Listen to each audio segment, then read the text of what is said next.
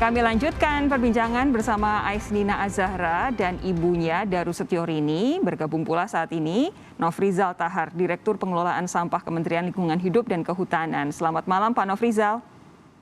Selamat malam Mbak Sofi. Ini kayaknya Pak Nofrizal harusnya pernah ketemu dengan Nina ya Pak ya? Sudah pernah Mbak. Sudah pernah? Satu forum juga bersama-sama. Oke, apa yang pernah diperbincangkan, lalu apa yang sudah dilakukan oleh KLHK terkait isu yang jadi perhatian utama Nina, yaitu sampah plastik?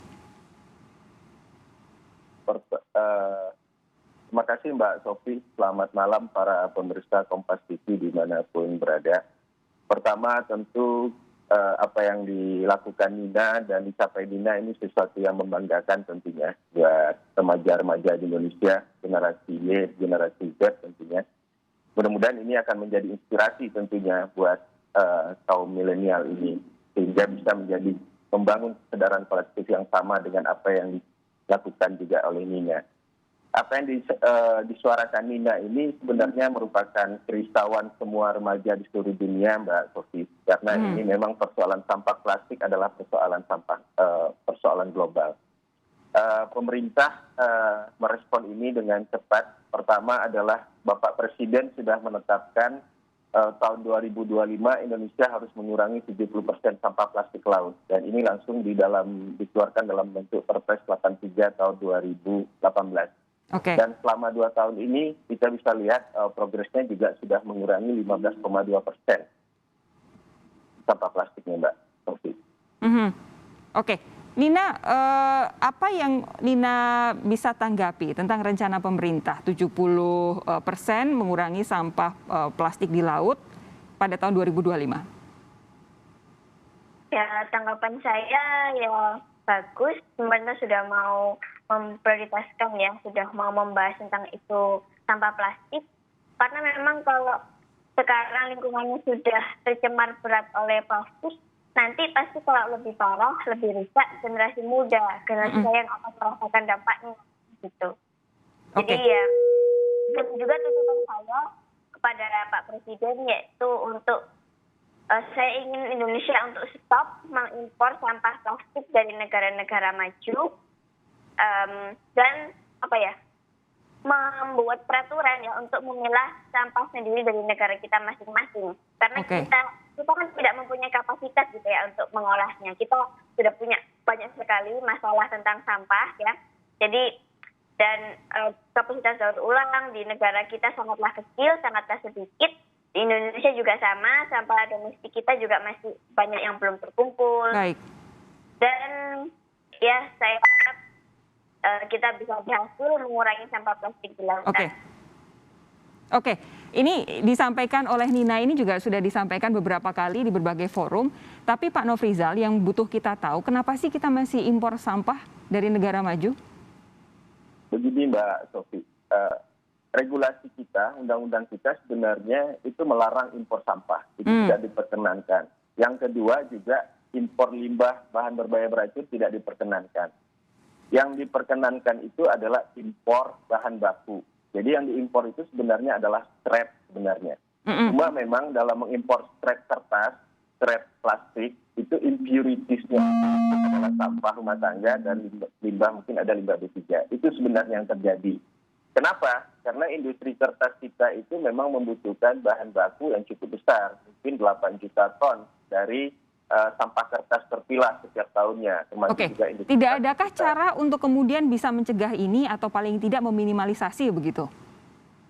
Pertama, dalam tahun 2019 kita sudah merespon dengan cepat, ada perubahan regulasi seperti yang disampaikan Nina tadi. Sekarang maksimal impuritiesnya itu ikutan itu cuma 2%. Yang kedua ada persoalan penegakan hukum juga. Dan juga kita sedang membuat roadmap ini Mbak, penyediaan bahan baku industri daur ulang dari dalam negeri. Sehingga kita membuat dalam 10 tahun 2030 kita harapkan semua industri daur ulang kertas, daur ulang plastik, bahan bakunya dari dalam negeri. Sehingga memang perlu kita bangun ekosistemnya, mulai dari hulu sampai ke hilir itu Mbak dengan baik. Salah satunya ya upaya memilah sampah dari rumah itu harus menjadi kesadaran kolektif orang Indonesia harusnya. Saat ini apakah itu sudah jadi kesadaran kolektif, Pak Nofrizal?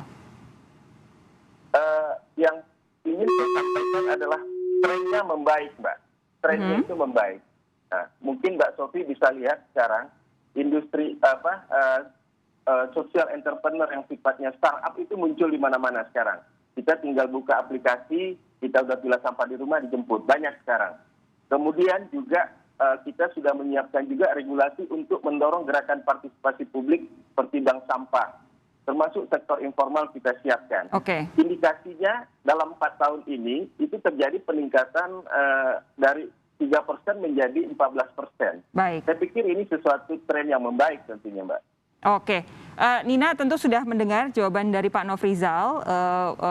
Mungkin sudah ada progres, tapi pasti kalau Nina belum puas dong ya. Maunya sesegera mungkin, sebanyak-banyak mungkin sampah plastik nggak ada gitu ya? Benar banget. Dan mungkin kayak sistem pengolahan dan pengumpulan sampah yang disebutkan oleh Pak Nofrizal tadi, mungkin itu hanya berlaku di kota saja ya Pak ya, pusat kota ya. Nah, di desa-desa terpencil juga butuh Pak. Jadi harus menyebar ke seluruh tempat, bukan di pusat kota saja. Justru karena Nina berangkat dari melihat dengan mata kepala sendiri di lingkungan sekitar, itulah yang menyebabkan adanya kepedulian terhadap sampah plastik. Dan Nina tidak hidup di kota besar ya? Nah, oke. Baik, Pak Nofrizal, apakah tidak ada target yang lebih ambisius lagi sih soal sampah plastik ini? Itu sangat ambisius sekali, Mbak. Negara lain di dunia melihat Indonesia sangat ambisius dan kita komit melakukan itu. Kita juga memiliki regulasi-regulasi yang mempercepat proses itu. Misalnya sekarang kita punya regulasi terkait dengan peran dan tanggung jawab oleh produsen, Mbak. Jadi industri manufaktur, retail dan sebagainya itu punya tanggung jawab. Betul. Jadi kondisi ekosistemnya ini makin membangun. Kemudian juga kita membangun iklimnya juga dengan baik. Ya. Oke, supaya tidak konsumen melulu ya yang disalahkan, tetapi juga produsen harus ambil tanggung jawab. Baik, saya beralih ke urusan Nina. sampah, urusan kolaboratif, Mbak. Semua ya, punya peran. Setuju. Nina, kemarin sempat ke Amsterdam untuk bicara di forum dunia. Bisa diceritakan tidak? Forum apa dan Nina ngomong apa sih? Ya, jadi pada tanggal 21 Oktober kemarin, saya diundang oleh Plastic Soup Foundation untuk mengikuti Plastic Health Summit yang diselenggarakan di Amsterdam bersama ayah saya dan ibu saya. Nah, itu di situ itu membahas tentang dampak sampah plastik, mikroplastik gitu ya pada lingkungan dan kesehatan manusia. Jadi ada peneliti-peneliti yang meneliti mikroplastik di darah, di plasenta. Nah, kemudian juga ada aksi-aksi ya gerakan anak muda dan saya di bagian terakhir di videonya. Dan ya saya bertemu banyak sekali orang-orang yang sama-sama aktivis juga, punya tujuan yang sama, mempunyai misi yang sama gitu. Jadi senang bisa ketemu. Pasti bertukar strategi kampanye ya? Iya. Oke. Pertanyaan terakhir untuk Ibu Daru. Tadi saya sudah gantung nih pertanyaan sebelum iklan. Nina ini kecil-kecil cabai rawit itu warisannya siapa? Kok bisa dia sampai punya kepedulian yang sedalam ini tentang sampah plastik?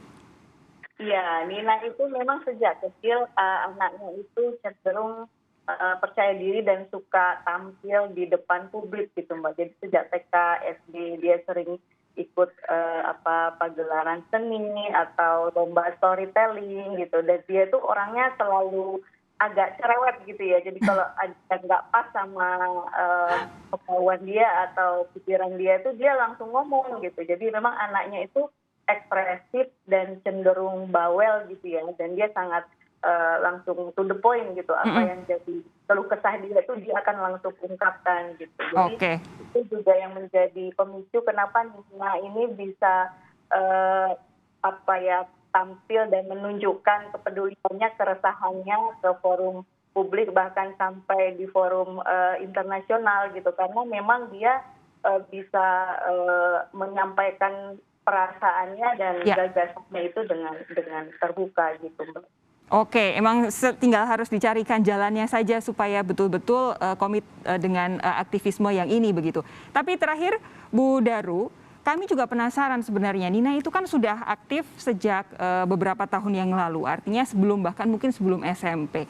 Kalau keseharian Nina tuh seperti apa sih? Main nggak sama teman-teman sebayanya? Iseng nggak anaknya? Atau kadang-kadang ngambek nggak sesuai dengan umurnya? Ya main sih sama. Sama ya? Iya, teenager gitu ya. Jadi anak SMP tuh suka ya ceria. Kadang dia juga lihat film, dengerin lagu. Dia juga suka menggambar, ya jalan-jalan, main sepeda dengan temennya. Jadi tetap interaksi dengan teman di rumah maupun di sekolah itu juga tetap berjalan dengan normal lah gitu. Oke, jadi memang masih remaja sesuai dengan usianya, tapi punya kepedulian tinggi. Terakhir Nina ngefans sama siapa saat ini? Sama Greta Thunberg. Greta Thunberg, oke. Pasti bercita-cita untuk berkolaborasi, bikin kampanye tentang lingkungan ya? Oke. Ketemu. Oke, saya doakan semoga sukses, semoga benar-benar bisa ketemu Greta dan berkolaborasi untuk menciptakan kampanye tentang lingkungan yang lebih baik untuk anak-anak muda di masa depan. Terima kasih Nina, terima kasih Bu Daru. Pak Nofrizal, terima kasih sudah meluangkan waktu untuk Sapa Indonesia Malam. Selamat malam semuanya, sehat terus. Kita jumpa lagi lain waktu ya. Terima kasih. Terima kasih.